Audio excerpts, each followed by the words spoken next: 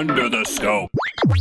Hey, Scope fans, Jared and Shane here. Howdy ho. It's another Scope movie review. On the go. Possibly, maybe the last one before Star Wars The Force Awakens, because that's really the benchmark of everything. So now you know. This time around, Jared, we are reviewing Ron Howard's latest film. You know him from Splash, from The Andy Griffith Show, From Apollo 13. Apollo 13, from A Simple or A Beautiful Mind, one or the other. Probably A Beautiful Mind. Yes. Of course, we're talking about the nautical whale film. What's it called? In the Heart of the Sea. In the Heart of the Sea. It's a tongue twister. This movie tells the origins of Herman Melville's Moby Dick. Yes. And I'll let you get into that and those details right now. Okay. Well, the framing storyline is Herman Melville has tracked down one of the survivors of the whaling ship Essex. Nice. And apparently there has been a tale of whales, a whale of a tale. He's tracked down he seems to be somewhat destitute. I forget his name, Nickerson? Thomas Why Nickerson? not? Something like that. Why not?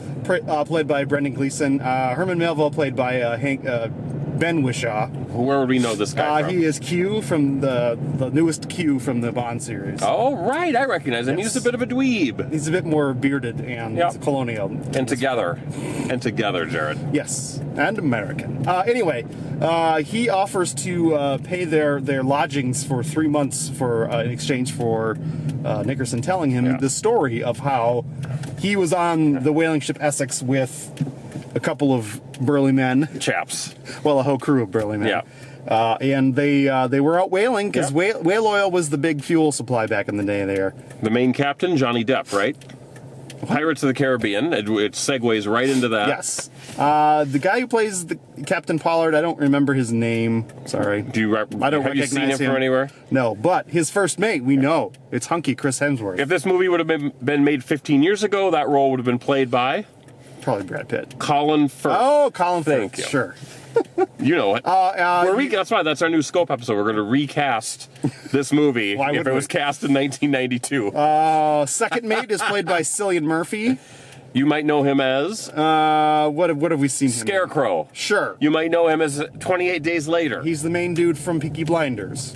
That's what I was thinking. He's a pretty boy even back in these days. A little too pretty for his own good. Well, what are you gonna do? You also see the young older brother from Fear the Walking Dead. Yes. He's in this, not playing the same character. Nope. That would be strange. He was a heroin addict on the seas. Don't know his name. And the young version of Nickerson, played by our new Spider-Man in the MCU, Tom Holland. There we go. So and there's a bunch of other people too. You might recognize some faces. I didn't really recognize any, but whatever. So the ship sets sail from Nantucket, Rhode Island. Yep. They're out going whaling. They might be gone for a year, maybe two. Their goal is to fill their hull with 2,000 barrels of whale oil. Because, as we said, whale oil is the fuel of choice in this tank. Exactly. They're not having a lot of luck in the Atlantic Ocean, so they sort of head down past the tip of South America. They're going all there is over no the Panama Canal yet. And they head out to the Pacific. They've heard along the way they hear about the tale of the what do they call it, the devilfish, some sort of whale grounds out 1,200 miles. Sorry. Yep. Out in the middle of the Pacific Ocean along the equator. In the middle of nowhere. And they start to hear tales of this whale who's another very whale of a tale. So they make it to the grounds, and lo and behold, there is a giant whale, And it goes down. and it takes care of business on their ship, Yep. and then they're left afloat.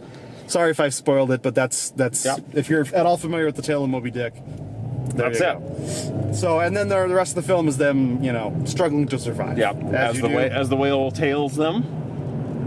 I see what you did there. And did we talk a lot about the friction between the first mate and the captain? The sure. captain is rich. The captain and he's from money. The captain is sort of aristocratic, I guess, Yeah. or he's at least from a family of privilege, a family that is known as a sailing family. Yeah. Young Owen Chase The ultimate whale males. is sometimes referred to as a landsman. Yeah. He's not respected initially as No. a seaman at all. Because he was not born to it, but apparently he was born to it, just not as you might think. Yeah. He's a very good seaman. He knows exactly what to do.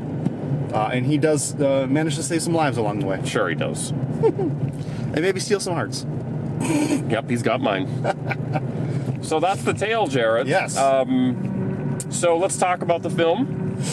Some people in the crowd loved it. I'm not going to lie; they thought it was they thought it was going to be good, but it exceeded all expectations. The woman behind us was like, "Oh my goodness, this is the best thing I've ever seen." So I certainly would not go that far with this film. What's the word in terms of character development that I'm trying to think of? Is it perfunctory? Perfunctory? Sure. Meaning that they were there. There was really no depth to any of the real characters. Chris Hemsworth was the ultimate hero. He always looked good until he didn't look good because of the starvation. The captain was sort of the stubborn captain. Yep. It's my way or the highway. Yep. You're just a guy who's here to serve, and I want you off my ship as quick as possible until eventually he ends up respecting him for his skill and courage. Yes. That being said, it certainly is a beautiful film. Indeed. It's shot incredibly well. We saw it in IMAX 3D. Yeah, it makes decent use of the 3D. It worked all right. I mean, there's a lot more drama to this film than action, I would say. Yeah. So, obviously, there's going to be misses in terms of the 3D execution, and that's okay. From a cinematography standpoint, I thought there was some interesting use, just some odd use of close-ups on things. Sure.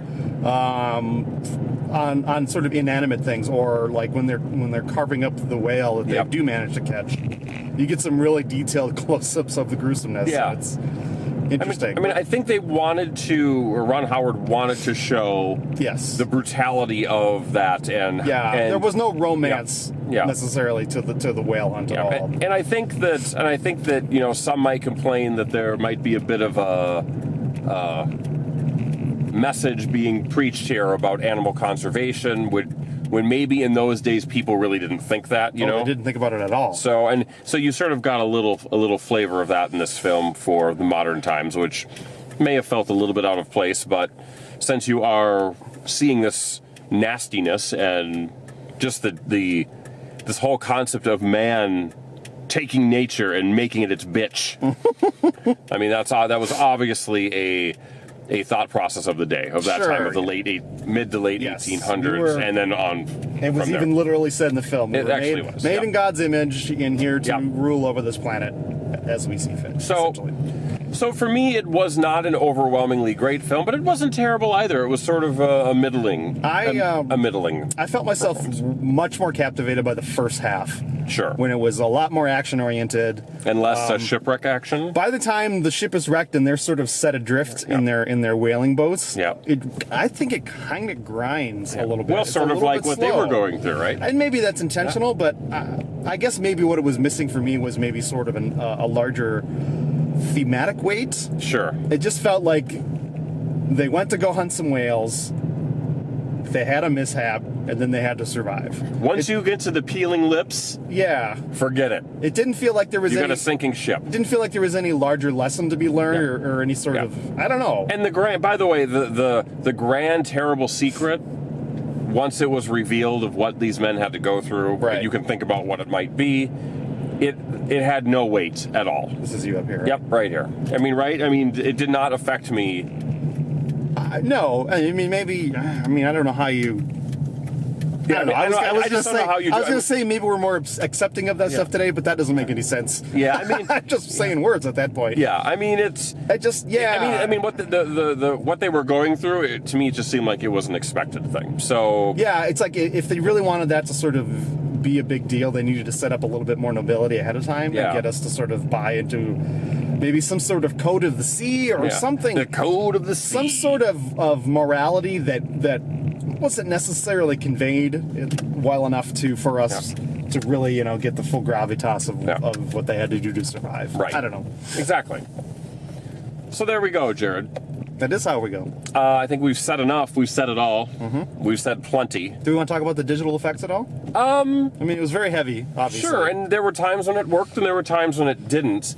You talked about some close-ups. I think that Ron Howard also pulled in the camera closer, especially in a lot of the, going through the storms and that sort of thing on the people to sort of mask the fact that they're not on the seas a lot of the times. Yeah. But still, in this day and age, digital effects, especially if you have the money, even if they look bad, they should still look pretty good. And I felt like this movie... I don't have anything really to complain about. No, there might have been I don't a couple of composites where it was clear that they were shot on green screen and that the background was inserted, but nothing egregious. Exactly. Yeah. So there we go. That's the movie, yo. That is the movie. Let's give it a score. The Scope score is 2 3/4 stars. So 2 3/4 as the special effects told you. It's like a B minus. This is not a whale fail, is it? No. It's not a whale fail. And maybe if you're a hardened cinemaphile like we are, or cinephile, you're gonna be a little rougher on it. If you're the kind of person who sees 1 or 2 movies a year, you'll probably love it. If you're a guy that loves a good pale whale, this is your film. If you're the kind of person who eschews chapstick at every opportunity, this is a film for you. The peelier the lip, the better. That's what Jared says. Indeed. That actually gave it a half star just for the peeled lips. So If you Jared, like a good harpoon, this is for you. I'm trying to think of more words that rhyme with whale. Jared, please tell our fans, and they are aplenty, they are legion, how they can communicate with us if they so choose. They can like, comment, and subscribe right down below. Right at your dong. That's no white whale. It exists. Yep. A whale rail? Is that what you're pointing at? That was a big fail. Well, I already used that one, and that was a fail too. So Double fail. Double fail. So, Jared, thank you for going on this adventure with me. You're welcome. And to all you out there, one more movie to go. Maybe the remake of Point Break if Jared is getting jiggy with it. We'll see. We'll see. So, until then, or until Star Wars, we'll see you later. And with that being said, bye for now. Ladies and gentlemen, we find ourselves once again at the end. I hope you've enjoyed our time together. I know I have. Fear not, Scope faithful. The days shall pass as if they were but a moment, and Jared, Adam, and Shane will return with another thrilling episode. Until then, send your comments to comments@thescopeshow.com or leave a voicemail message by dialing 612-21-SCOPE. That's 612-217-2673. Thanks for listening, faithful fans. This is Tony Partington saying arrivederci. Tune in next time to another terrific edition of The Scope.